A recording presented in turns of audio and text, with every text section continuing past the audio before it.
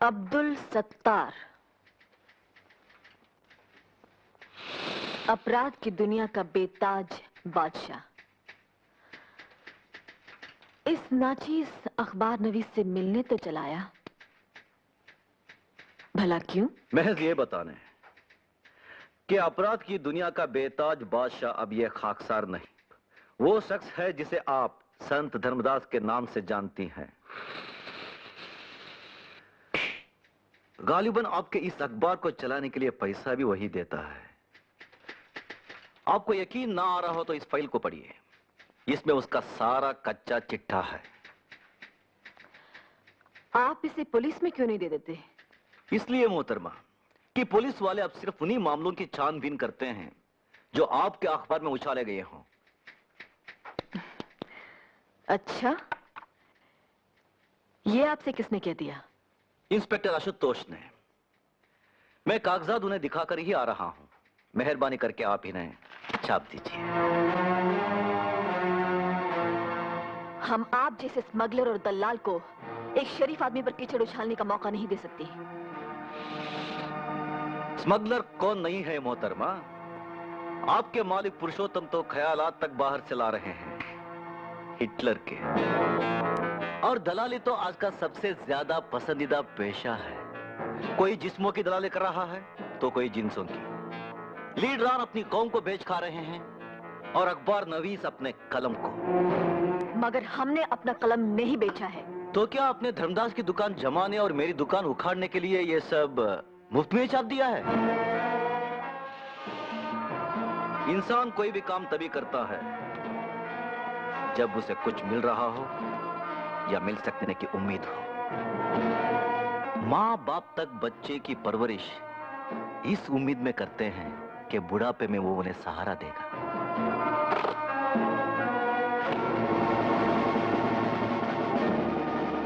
ये नजराना कबूल फरमाइए और धर्मदास के खिलाफ ये मैटर अपने यहां छाप दीजिए। पाप की ये कमाई आपको ही मुबारक हो। कागजात छोड़ जाइए और तशरीफ ले जाइए। अरे मैडम मैडम मैडम मैडम, एक तो शेर सुनती जाइए। जी धन्यवाद, हमें आपसे कोई शेर वेद नहीं। अरे शेर नहीं तो गधा सुन लीजिए, अपने पुरुषोत्तम जी के स्वच्छ प्रशासन के बारे में। बस क्या है, सरकार भला होती क्यों ना उनकी पाक साफ, सीखे हुए तय करना अपने 100 खून माफ। मैडम ऑटो आने तक एक तो और शेर सुन लीजिए। देखिए, न आपसे हमारा कोई वास्ता है, न हमें आपसे कुछ सुनना है। अरे मैडम, दुश्मनी का ही सही कुछ तो वास्ता रखिए मैडम। बस क्या है, कता कीजिए ना ताल्लुक हमसे, कुछ नहीं है तो अदावत ही सही। घर में आपकी माँ बहन तो होंगी ना, जाकर उन्हें सुनाइएगा ये शेर व शायरी। ओ मैडम एक मिनट, आइंदा अगर ऐसी बात हमारे सामने बोली ना तो एक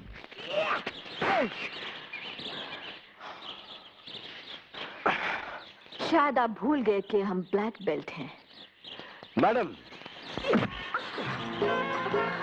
मैं शायद आपको बताना भूल गया कि मैं भी ब्लैक बेल्ट रह चुका हूँ। हो सकता है कि आप कभी जूडो और कराटे चैंपियन रहे हो, और शायद मर्द और इंसान भी, मगर अफसोस अब नहीं।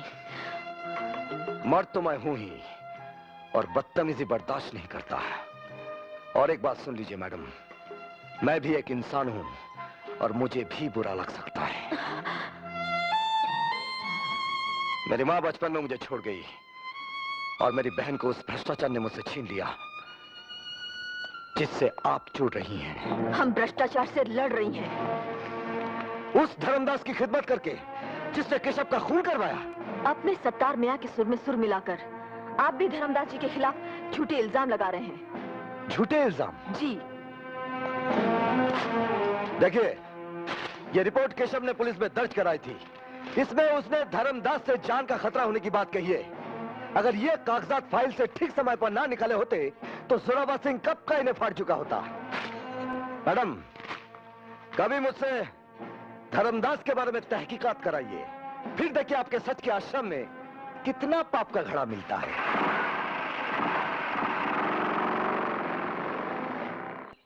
यकीन मानो भवानी, अब मुझे तुम्हारे सिवा किसी और पर भरोसा रहा ही नहीं।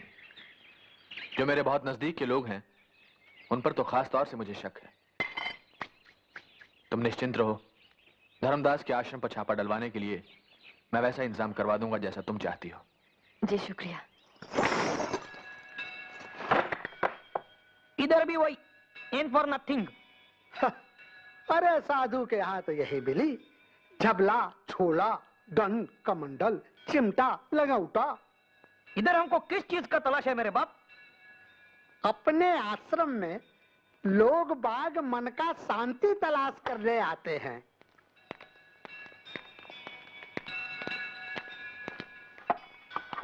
सॉरी सर, वहां भी कुछ नहीं मिला।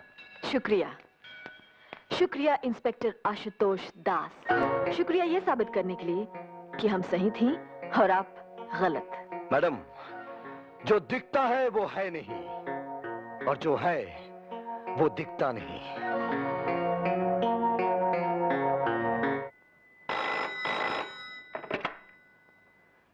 इंस्पेक्टर आशुतोष दास। आशुतोष। हेलो। अरे कुछ बोलिए तो सही। अब रो क्यों रही हैं? बताइए ना, आपकी तकलीफ क्या है? हेलो।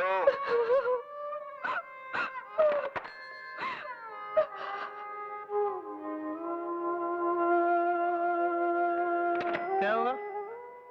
कौन था? एक औरत रो रही थी। ऐसा लगा जैसे मेरी दीदी रो रही है।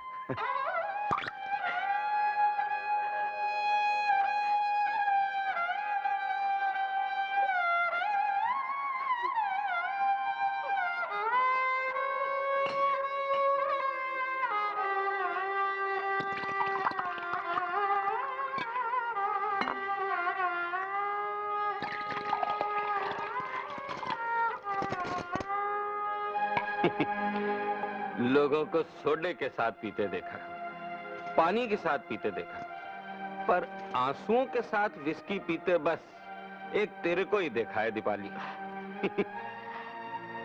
ये विस्की भी तुम्हारी दी है जी, और ये आंसू भी। अच्छा जी, कोई ऐसी चीज भी है जो ना दी हो मैंने तेरे को? इज्जत नहीं दी, शादी का झूठा वादा करके पाप की दुनिया में ले आए। अरे पगली, मैंने तेरे से शादी भी कर लेनी है और इस पाप की दुनिया से निकालकर तेरे को स्विट्जरलैंड भी ले चलना है। बस थोड़ा सा पैसा और डलवा लूं वहां के बैंकों में पुरुषोत्तम जी से। मेरी समझ में नहीं आता कि तुम्हारी जैसी अक्लमंद लड़की उस शराबी कबाबी पुलिस इंस्पेक्टर की बातों में आ कैसे गई। वो सत्तार का आदमी है और सत्तार की हमेशा ये कोशिश रही है कि भ्रष्टाचार विरोधी हमारी इस मजबूत जोड़ी को तोड़वा दे। लेकिन इंस्पेक्टर आशुतोष ने केशव की शिकायत के कागजात हमें दिखाए थे। वो जाली रहे होंगे। जाली? लगते तो नहीं थे। तो फिर उसने बेच खाए होंगे। लेकिन वो उन्हें बेचेगा क्यों?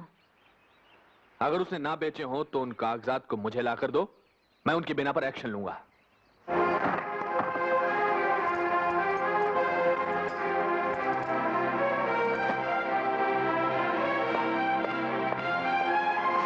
अब बंद भी कीजिए ये नाटक। अगर आपके पास असली कागजात थे भी तो आप उन्हें बेच चुके होंगे। मैंने ऐसा कुछ नहीं किया है मैडम, बल्कि सच तो यह है कि आपने अपने पुरुषोत्तम जी को बताया, इसलिए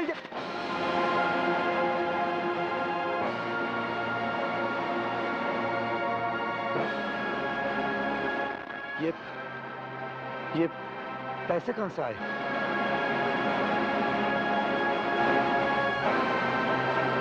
कागजात बेचकर आप उनमें से हैं जो पैसे के लिए कुछ भी कर सकते हैं।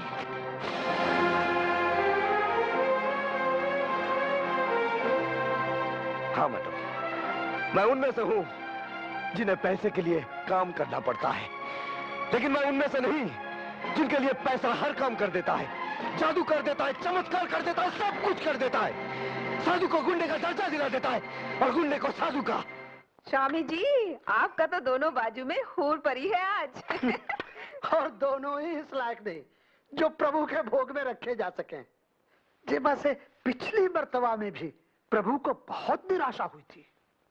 अरे रौनक, तुम तो सेठ रौनक लाल बनने से पहले गाड़ी वाले दलाल कहलाते थे। करीब घर की लड़कियों को विदेशी गाड़ियों में खूब सैर कराते भरमाते थे। जाओ खुद जाकर ढूंढो कोई ऐसी जवान लड़की जो उन मामलों में बिल्कुल अनजान हो, समझे, जिसने कुछ देखा ही ना हो। स्वामी जी, आज का जमाना में ऐसी तो कोई अंधी ही होगी। अंधी? धर्मदास, बिल्कुल इसी तरह की चीज बड़े दिनों से मेरी निगाह में है।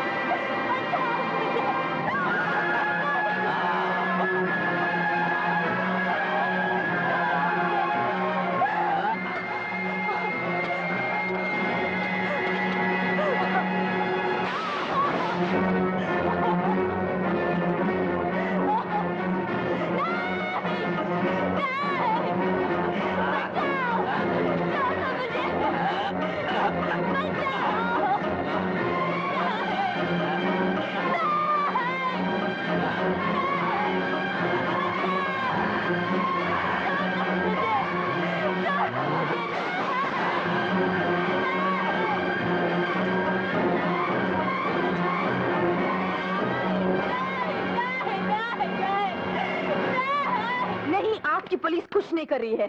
हम पूछते हैं पुरुषोत्तम जी है कहाँ? देखिए, मैंने आपसे अर्ज किया है कि पुरुषोत्तम जी को सत्तार वगैरह से जान का खतरा है, इसलिए उनके प्रोग्राम के बारे में किसी को भी नहीं बताया जाता, यहाँ तक कि मुझे भी। ये लो आ गए। पुरुषोत्तम जी। अरे भवानी तुम? हम यहाँ 3 घंटे से आपका इंतजार कर रही हैं। क्यों, क्या हुआ? वो हमारे यहाँ एक अंधी लड़की रहती थी, गोपी, उसे कुछ गुंडे उठाकर ले गए और पुलिस हमारी शिकायत पर बिल्कुल ध्यान नहीं दे रही है। मंगल, तुम इन लोगों को गाड़ी में बिठाओ, मैं होम मिनिस्टर को फोन करके आता हूँ। जी जाओ। आइए प्लीज। तो अब किस तरह करें? मैं एक ऐसी तरकीब बताता हूँ कि इस मुसीबत से भी मुनाफा होगा। ध्यान से सुनो। ठीक है पुरुषोत्तम जी, समझ गया। हाँ ठीक है। जैसे ही गोपी का आता पता चले मुझे फौरन इत्तला करो। और सुनो, सत्तार के हर अड्डे पर कड़ी निगरानी रखो, समझे? अब कुछ नहीं हो सकता जोरावर, अब कुछ नहीं हो सकता। पर मैं पूछता हूँ कि भवानी के कहने पर तुमने फौरन एक्शन क्यों नहीं लिया? देखिए सर, मैंने अपनी तरफ। हेलो, ये सुनते सुनते मेरे कान पक गए हैं। सत्तार अगर पाताल में भी हो तो उसे ढूंढ कर लाओ। I want him, I want him. Idiot. Sir देखिए। हाँ कौन है? अच्छा अच्छा, कौन है जोरावर? हाँ हम अभी वहां पहुंच रहे हैं। और सुनो, सत्तार के चौकीदार को ये वार्न कर दो कि वो सत्तार को कुछ बताए नहीं। हम अभी आ रहे हैं। सर, सत्तार की नई बिल्डिंग आशियाना से फोन था। सत्तार गोपी को लेकर वहां पहुंच गया है। तो चलो, लेट्स गो।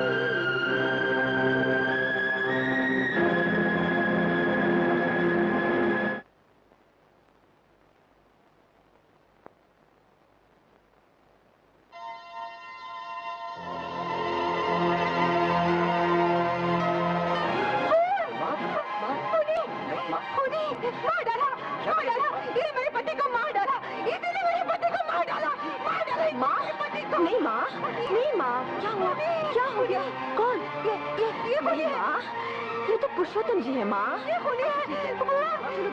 घर जाके बात करते हैं। अच्छा, मेरे पति को मार डाला।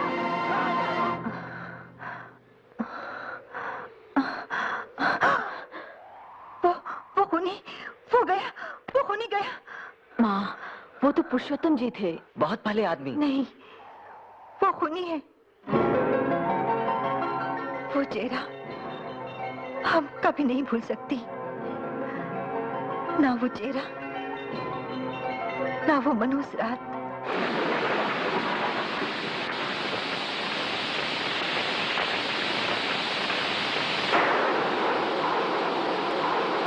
भवानी के बापू, हम कहते हैं हमें भी साथ ले चलिए। देखो, फोन करने वाले ने कहा था कि सीमेंट घोटाले की फाइल लेने अकेले आइएगा। तुम्हारी जिद पर मैं तुम्हें यहाँ तक ले आया, आगे नहीं ले जाऊंगा। हम पूछते हैं आपको जरूरत क्या इन पचड़ों में पड़ने की? ये सब छापते हैं, इसलिए विज्ञापन तो मिलते नहीं, जान से मार डालने की धमकियां मिलती रहती हैं। मैं धमकियों से नहीं डरता।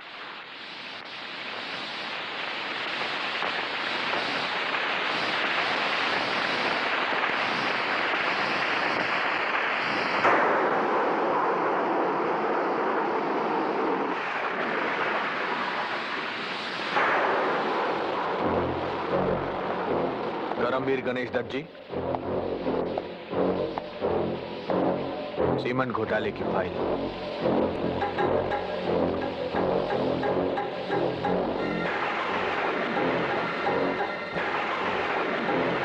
धन्यवाद। सुनिए, जरा ध्यान से रहिएगा, बड़ी जानलेवा चीज है आपके हाथ में। अच्छा, नमस्कार।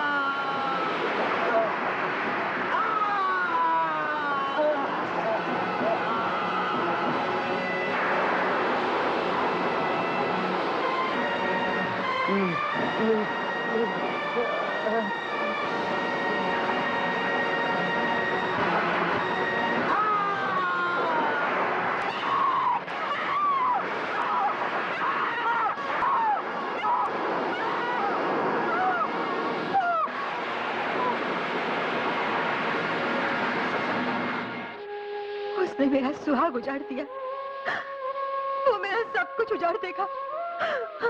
उसके पास मत जाना बेटी, उसके पास मत जाना, वो तुझे भी मार देगा, वो तुझे भी मार देगा, तुझे भी मार देगा।